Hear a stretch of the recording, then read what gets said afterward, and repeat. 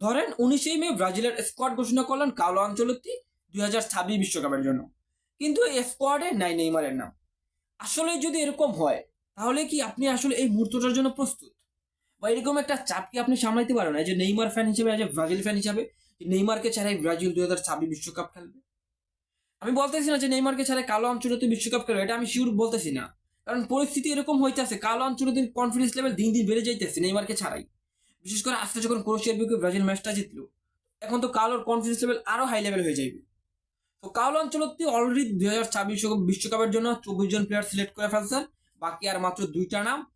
তো ওই দুইটা নামের ভিতরে কি এখন আমরা নেইমারকে দেখবো কিনা, এটা নিয়ে আমাদের ভিতরে জাস্ট অনেক কনফিউজড কাজ করতেছে। বাট অনেক হাবিজাবি আসলে মাথার ভিতরে কাজ করতেছে যে নেইমারকে আমরা দেখতে পারবো কিনা না পারবো। মানে আপনি একটা বিষয় দেখেন, নেইমারকে আমরা ব্রাজিলের স্কোয়াডে দেখতে পারবো কিনা 2026 বিশ্বকাপে, এটা নিয়ে আমরা টেনশন করি।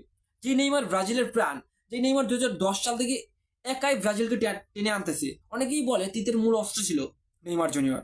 আসলেই ভাই, কারণ আমি একটা কথা বলি, কারণ তিতে আসলে ব্রাজিল দলে টিকে ছিল শুধুমাত্র নেইমারের জন্য।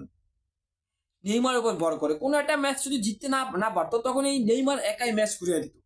তো এই ব্রাজিল মানে টিতে হচ্ছে ব্রাজিল দলের টিকে ছিল শুধুমাত্র একটা নেইমারকে ভর করে। তো এখন আমরা আসলে নেইমারকে বিশ্বকাপের জন্য আসলে আমরা জাস্ট টেনশনে আছি, নেইমারকে আমরা বিশ্বকাপে দেখতে পারবো কি পারবো না। বিষয়টা খুবই জোক মনে হয়, তাই না? যে নেইমার ব্রাজিলের প্রাণ ভাই, যে নেইমার মতো প্লেয়ার এখনো ব্রাজিল দলে নাই, সেই নেইমারকে আমরা বিশ্বকাপে দেখতে পারবো কিনা, এটা নিয়ে আমাদের ভিতরে একটা কনফিউজ কাজ করে। তো আমি বিশ্বাস করি কার্লো আনচেলত্তি বিশ্বকাপে নেইমারকে রাখবে। আর যদি না রাখে ভাই, আমি জাস্ট বুঝতেছি না, জাস্ট এই মোমেন্টটা, জাস্ট ওই সময়টা আমি আসলে কিভাবে নিজেকে সামলাবো।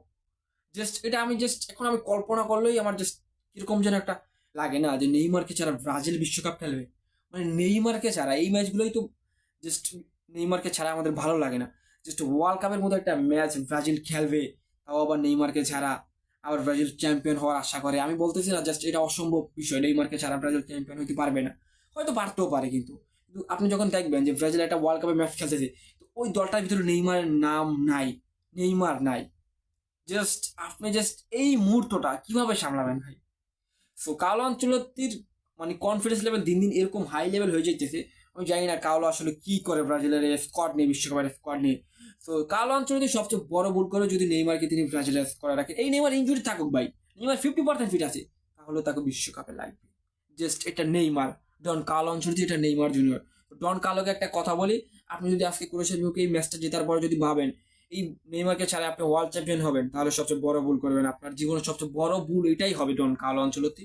নেইমারকে ছাড়া বিশ্বকাপের স্কোয়াড এটা আপনি কখনো করেন না। জাস্ট এটা, এতে আপনার বিপদ আসতে পারে। তো বিষয়টা জানিয়ে রাখলাম।